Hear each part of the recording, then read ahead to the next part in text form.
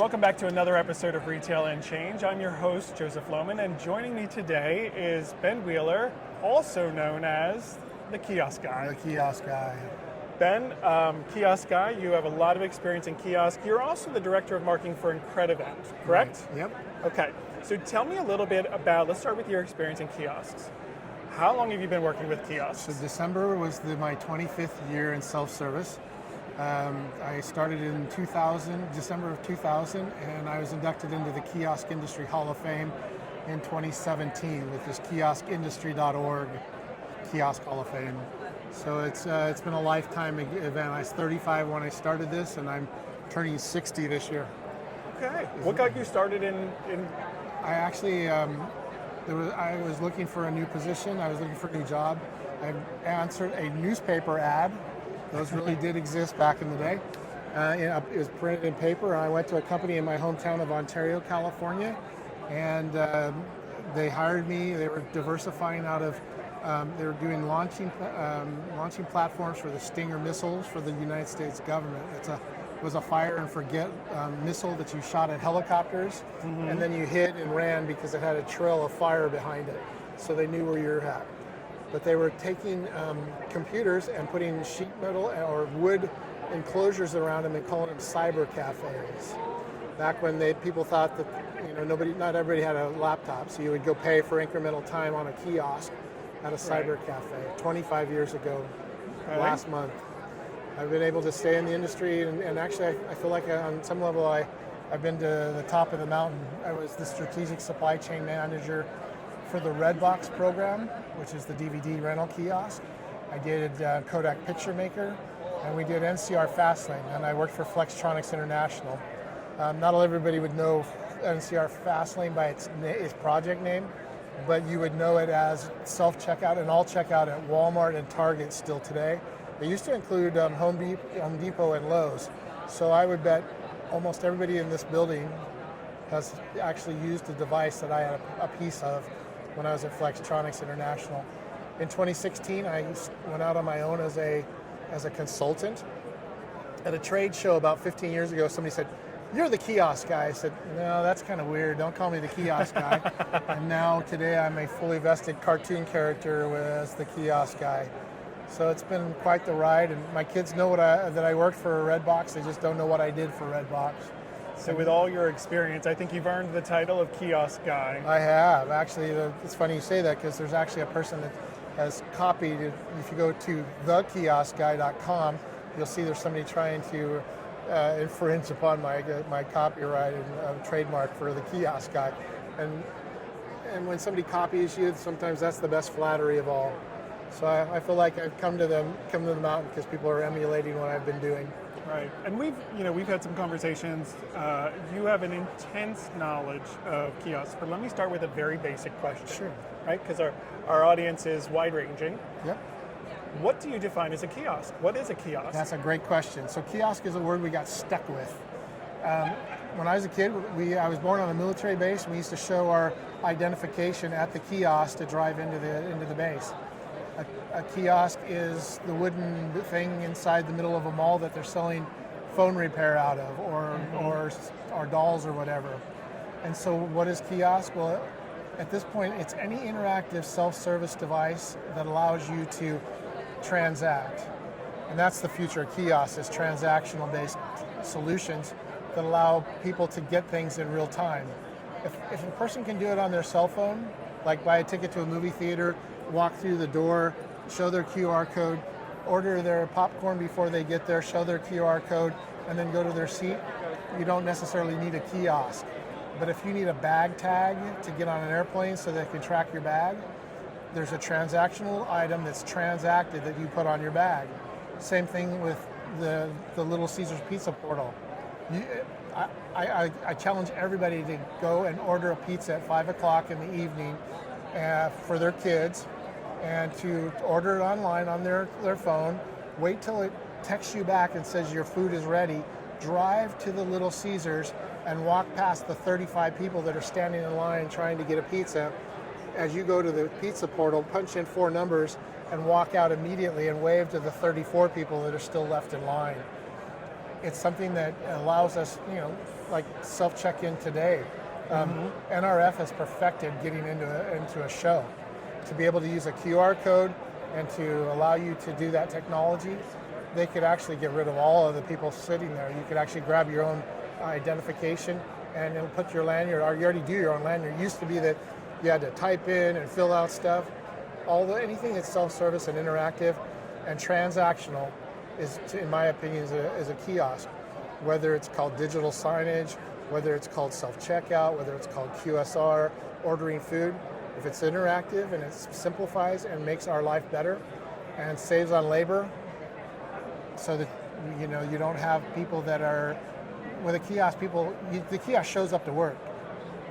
It's always there. It's not going to call in sick. It's not going to be mean to your customers. It's going to actually upsell them and give them more opportunities for additional items they didn't think of, because it'll actually interact with the customer better than some employees do. Mm-hmm. So in addition to, if I'm summarizing this correctly, in addition to providing a self-service option, in addition to providing sometimes a bridge between the digital and the real world, it's ultimately about, for retailers, for businesses, giving their customers what they want, when they want, how they want, while saving labor, while making it easy, while giving them a good experience. Exactly, and that's a great summary. We all thought COVID was going to kill the vending machine and kill kiosks because nobody wanted to touch anything.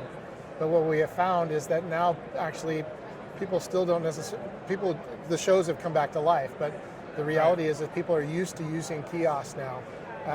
And then the other thing is the fact that the minimum wage has gone up so much in the United States, to the point where businesses can't stay in business if they're selling burger combos for $26. So it's changing everything. It's actually a reinvigoration of the kiosk industry, because we're seeing people go to it as their first solution, not as their backup. So let's talk about that for a little bit, because I'm sure in the 25 years that you've been doing kiosks, and again, now that word's bothering me, but it's what we have. In the 25 years you've been doing it, you've probably seen a huge change, a huge evolution in how they're approached, what they can do. Right. Tell me a little bit about what's changed, and then let's talk about the future. Well, so the technology's changed first and foremost. When I was first in the industry, we were using CRTs, so cathode ray tube displays, which means that it had a depth of about this deep, because those tubes were projecting. And really heavy. Really heavy. And my first flat screen was at my first company 25 years ago, and it was like a complete anomaly, but it didn't have touch. So touch has become prevalent.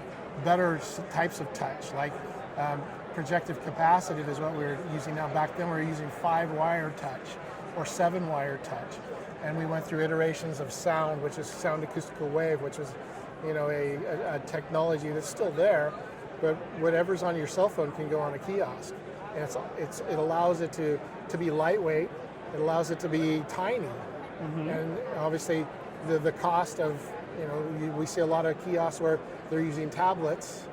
Well, tablets are 10 years ago you'd have to pay $2,000 for a tablet. Now you pay $100, and if it breaks, you can throw it away and put another one in there. So that has changed. The technology specifically has changed. And what it offers us to do is get more people the ability to have a kiosk, because the cost has come down exponentially. When I started in the industry, you couldn't print a card and put value on that card. Now you see it all the time. Hotels have self-checkout where they issue cards that allow you to actually have the card encrypted, so you can go to the room and use the key, or even to your phone.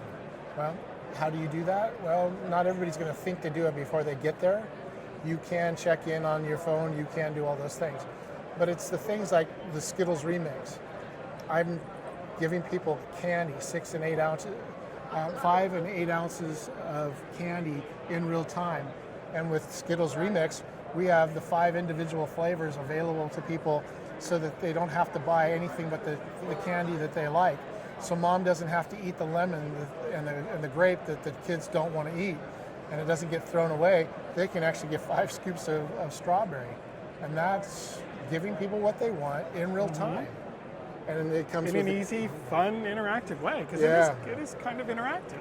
And we gave over 4,000 cups of candy at a show recently. When you give out candy, you're pretty popular, especially Skittles. And we're going to have M&Ms at the end of this year. So it's real time, real stuff, changes people's life, and I'm lucky enough to do something that makes people smile. And interactive is a huge thing. I'm seeing it more and more where the way kiosks can be designed based on who's around it, what they're doing in the real world. If they pick up a product, something can be shown on the kiosk. There's a lot of interactive, innovation going on in the kiosk industry. What are you seeing? Have you seen any really cool, unique use cases? Yeah, so we just went through a demonstration over at Zebra to where they took a shoe, they scanned it, and it allowed them to tell you all of the shoes that are in the building in stock. It allowed you to, if they didn't have it in stock, tell you where it was locally so you could go get it that day, or you could drop ship it to your home immediately. Now, there were companies doing that 25 years ago that used to be able to take DVDs and CDs at a Walmart and scan it and it would play music from that thing. But it didn't do all the additional things that allow it to help you with impulsive buys. And retail, if nothing else, if you're going to go to a place where you can get it in real time, and if it's still an impulsive buy, you can have it shipped to you, then it still allows retailers to stay open and keep their doors open. I don't want to see retail go away. I want to see it become improved to the point where it helps people's life, because I can't get, my son's played football. I can't go down to a store in Utah and find football helmets, but I can go to a Rydell location somewhere in a mall or somewhere, or online, and have that retail product sent to me so I can test it and I can see the different colors and shades. Retail, it can be enhanced by a kiosk, and that's the best part of it. I was just about to say, so a kiosk is not a one solution for every problem, get a kiosk. What makes a good use case? Well, so I kind of call myself the app killer. So when somebody tells me what they're going to do with the kiosk, my mind works through the 25 years of my experience. And if they say they're going to do something that doesn't make sense to me, I know almost immediately if it's not going to work. But what it does is it simplifies things. It gets things into people's hands sooner. Those are the kind of applications that make complete sense. And so if I'm able to order on my phone food at Disneyland, and it gives me a QR code, and I walk up to a kiosk that is scanning that QR code that tells them that I'm in the vicinity and I'm checking in. Now the food's already ordered, the food's already ready to cook, and they've already thawed something or whatever it takes. Now all of a sudden it means that they don't have to have somebody working the POS, it's already paid for. The QR code tells them that I'm there, it sends it to the order, and off it goes. So it's not going to kill retail. What it's going to do is allow retailers to revitalize their production and their customer service. Okay. And retailers who get kiosks for the self-service reasons, are you finding that they're able to reduce their headcount or deploy them to other more productive areas? What are they doing? Well, that's exactly right. And like I said, they don't call in sick. They don't treat your customers poorly. But what they do is allow the people that are fulfilling the order, the people that are pushing the food to the customer, they don't have to deal with POS. They don't have to deal with cash. They don't have to deal with anything that could shrink. You don't want your cash to disappear because it goes through somebody's hands. None of that happens because the transaction in a kiosk between a phone and a kiosk is still a viable solution, because I guess they could use something like a NeoGate or geofencing, that's the word, and say, hey, I came into the area, so they probably should make the cup of coffee that I get at Starbucks every day.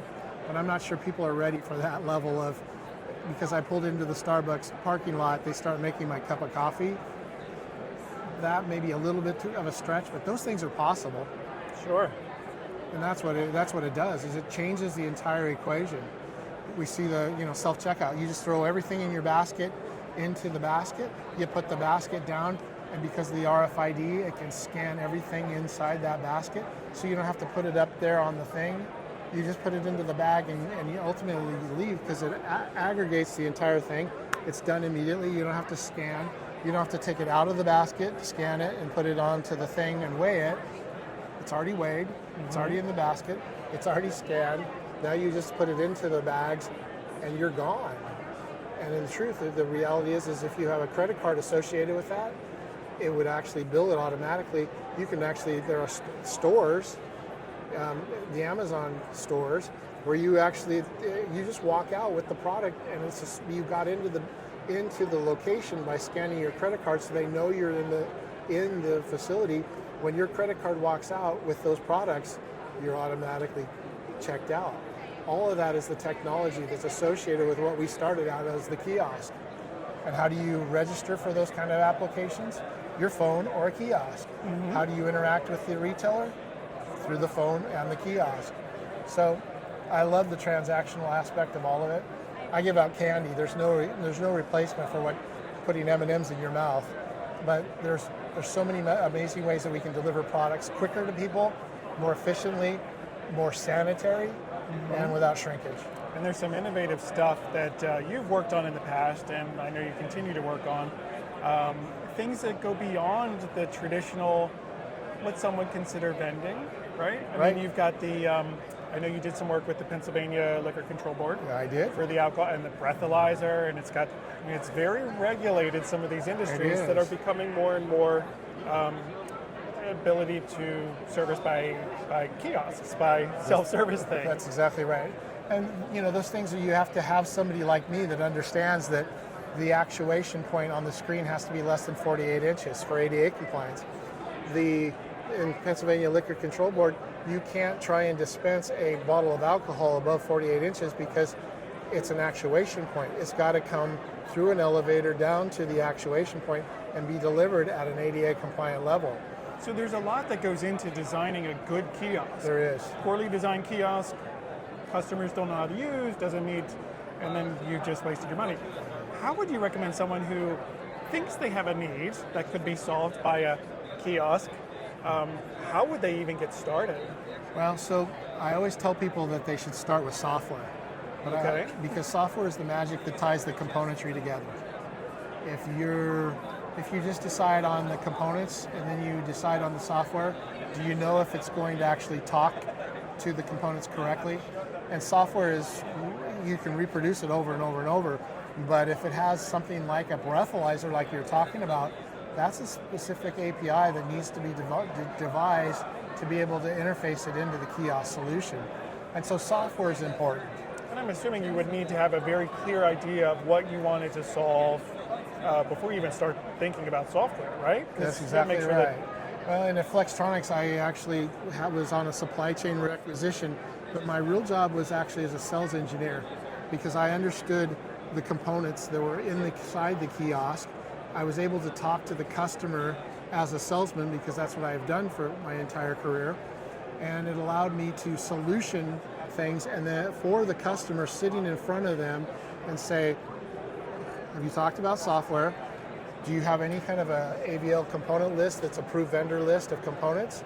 And if not, I could suggest that to them, and by allowing us to do that up preemptively before the engineers even got it, I could actually source and get the pricing for the components and take it to the engineers and say, here's 95% of the components. You may have to build a PCBA or something like that to make some things interface, but the ability to close deals and to make things happen for the customer came from the fact that we were able to solution that right in front of the customer. What have you done before? What are you trying to do? What footwork have you done? And how can, as who we were, how could we meet your needs? And that's what I've been doing since 2016, is helping people to figure out how to solution and make things work. And how do you advise someone who's launching a kiosk on how to educate not just their own staff and how to deal with it, but the consumer themselves? Because if they don't understand what's going on, they're not going to be happy. No, so it's got to be intuitive. So you can't just stick a kiosk out there and not have somebody stand in front of it for a couple of days. If you're going to launch something big, you want want somebody to be an ambassador that's going, and the banks, Chase Bank several years ago put kiosks into each one of their branches. But how many people actually still use them, or how many do use them? Are they forcing people to go to those kiosks? McDonald's originally didn't have cash accepting at the kiosk. And so you would actually do the transaction at the kiosk and get a printed code to take over to the POS terminal to pay cash. Well, they've solved that now. They have recyclers sitting right next to the kiosk. It's getting to the point where if you want to talk to somebody at McDonald's, you have to stand there for 10 minutes because they don't expect you to actually come to talk to somebody. There are still people that's who they want to talk to somebody, but you have to make it so that it's the first choice, not the third choice. Mm-hmm. Make it so it's so intuitive that, and then it comes down to other things, and then make sure you train your employees to also be able to train the consumer. That's exactly right. Okay. And a kiosk has to have things beyond just ADA compliance. The 48 inches reach for wheelchair access is just one thing. There are people with disabilities. They can't, they're blind. So can they hear? Can they plug into it? I've seen kiosks that you plug into I've seen ATMs in the past. You plug into the earphone jack and nothing happened, but they had to have the earphone jack on there to be ADA compliant, but they didn't put it in their software. You got to meet the needs of everybody. You don't want to leave out the 1%. Right. There's companies that are very much in line with helping people get the solution. Vispero is a great solution for trying to get ADA compliance, but there's Section 8 of the Rehabilitation Act. If you don't have that, you're not going to be able to put a self-service device inside of a government office. There's JAWS, which allows people that are blind to interact with a kiosk. You know what the most prevalent disability in the world is? I don't know. It's real. It's not what I would guess. It might be what you guess, but nobody ever does. Okay. It's so normalized that you don't think of it as a disability. What is it? People can't read. There's people that can't see blue. They can see blue, but they're colorblind. Right. They, all the things that go along with visually impaired. But if you can't read and it says touch here, what does that mean to you? You don't know. It doesn't mean anything. And so having the verbal cues, having the visual cues, having full solutions so that you aren't having to go back and redesign it when there are companies out in this world, there are legal companies, attorneys that are looking for things that are not in compliance. Mm-hmm. And they're going to send you a letter of cease and desist because you have a problem. Which I assume is the reason why it's a good idea to have a consultant like someone who's expert in the industry, who knows all the ins and outs. I don't know all the ins and outs, I just know all the people that do.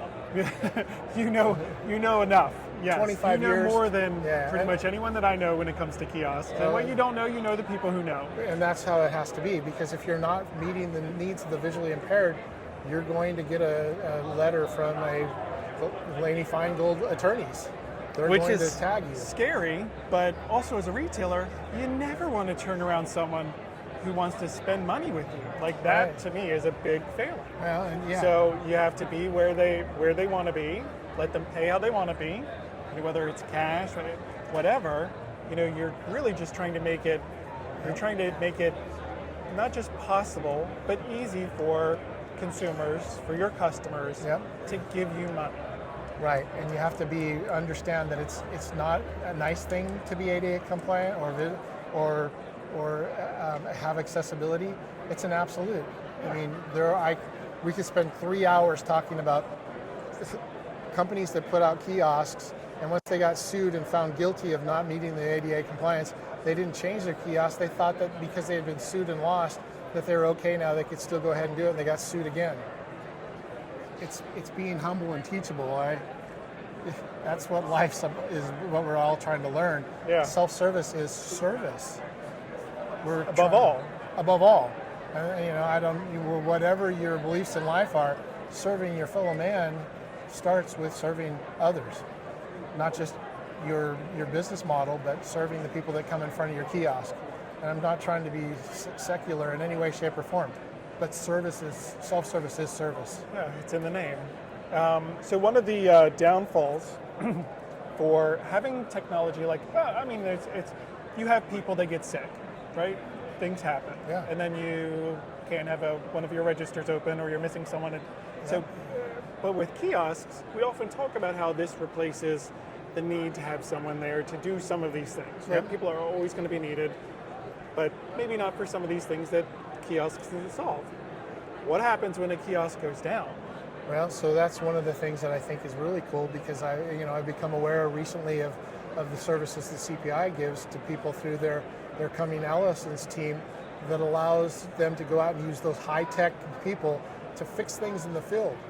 There are people that try and fix the things themselves, and you should build a kiosk that's hot swappable in many ways, shapes, or form. But the reality is not everybody can deal with a cash recycler. Mm-hmm. Not everybody can deal with a thermal printer or paper path in the field, and a lot of people don't want to do that. So if they can't get people to turn burgers and service people, how are they going to be the ones that fix technology in the field? You can't just count on your regular IT or maintenance people, because it's a little specialized, right? It's a different skill set. Not just that, but your regular administrative skills may be in New York City, and your kiosk may be in Wyoming, Montana. So you're saying give thought to it as you're designing it, not only for the ease of repair, make sure it's easy to access, you can hot swap if the key components are quality, all that, but also give thought to the inevitable, right? What is your backup plan? Yeah. Are you partnering with someone who can meet your needs to make sure that your kiosk has minimal downtime? Right, and somebody that it meets their SLAs. And I just found out this morning that you guys are meeting your SLAs above 90%. That's incredible. How many times have I seen in 25 years, walked into places and wanted to check out the kiosk, and it's not working? My biggest frustration. And it just happened. I just flew through the Denver airport, and I saw a machine sitting there looked like I'd never seen before, and looked like it had been used recently, but it was not up and running, and there was no power to it. And it's sitting there down, and somebody probably spent kiosks, some of those big robots that are doing coffee and things like that, they're $50,000 and $60,000 machines. How can you afford to have them down?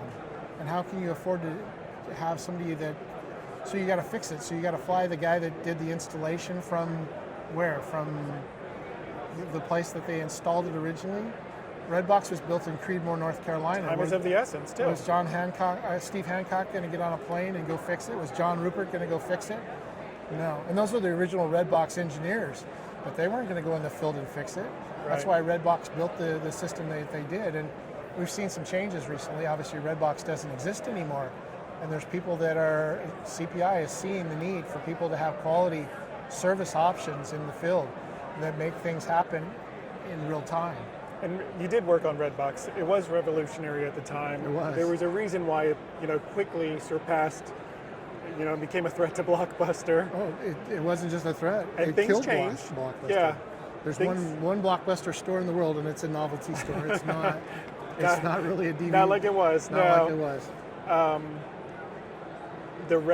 I was always impressed when the Red Boxes came out because it was innovation. Let's move on to the future. We've talked about the past, what you've seen evolve over the years. We've talked about some of the exciting stuff you've worked on recently. We've talked about my pet passion, which is making sure that once you have it, you've got it always working. Because there is nothing more, speaking as a consumer, there's nothing more frustrating than going to use a kiosk or a self-service and it's out, and then you need to go back in line to try and find someone to help you. It's like not finding ketchup in the bag. Ugh. So let's talk about the future. Okay. What is the landscape to you, with all your knowledge, with all your experience, with all your insights? You're talking to people everywhere. You've got pretty good feel of, what's coming down the pike, what people are looking for, what problems we're going to be solving with these kiosks in the future. Sure. What can you tell me? What do you think? Oh, I've had this passion for changing the self-service drive-through kiosk. Right now you go and you talk to a box, and then you get in line, and when you get up there, they have to verify that you're the right person. how about if I was able to order it on my phone and have it made, and I know that every morning when I go get whatever it is, whether it's a McDonald's breakfast sandwich or whatever it is, that as soon as I order it when I leave the house, I just push a button. Oh, and when I get to the location, and I talked about this a little bit earlier, is geofencing, so that my cell phone interacts with the geofencing around McDonald's. And when I pull in that parking lot, they know I'm there. Well, they don't need to know I'm there, but the system knows I'm there. Now all of a sudden, I don't have to go. This is the funniest thing. McDonald's, if you've been to McDonald's, they have these little parking spots that you pull into, and you order, right? When COVID hit, what did they do to those little places where you ordered your food and went and picked it up? They shut them down. Everybody else opened up, order curb and pick up at the curb. McDonald's shut it down. They didn't understand at that time that the reality is when I order it and geofence it and I'm in all of a sudden there, they can prepare that because the geofence sends me, oh, you're at McDonald's. Would you like the same thing as yesterday? Hot and fresh, the answer ready? is, yep. How many times have you got something from geofencing say, you were here yesterday? It happens to me all the time. Well, if they know well enough they obviously know who I am. I've registered in, I've opted in, I'm not doing something outside the boundaries of normal stalking. I'm not stalking. Mm-hmm. And so they send me a geofence card that says, you're here, would you like the same thing? And I say yes. It can immediately charge my card. Do I have to go into the drive-through and sit behind 6 other cars?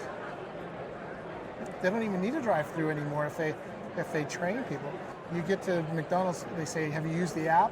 I'm still in line with 6, I still had to wait behind 6 cars to get there. I use the app, I send it, and it tells me to go park in stall number 4. And it can be used not only for food, but drinks, beverages. There are so many amazing things that could possibly happen by tying the whole world together so that the self-service becomes better service than it's ever been in the past. It's like we talked about earlier, it's really becoming more of a bridge between the digital world, the brick and mortar world. Self-service is evolving to include kiosks as part of a larger customer journey, customer experience, customer service point. Yeah. And so I know the show's about retail, but think about inventorying parts and tools inside of a factory. You put it into they have these kind of places that go up and down that they go and get the tools. But what happens when somebody decides not to put that tool back? Who notices it?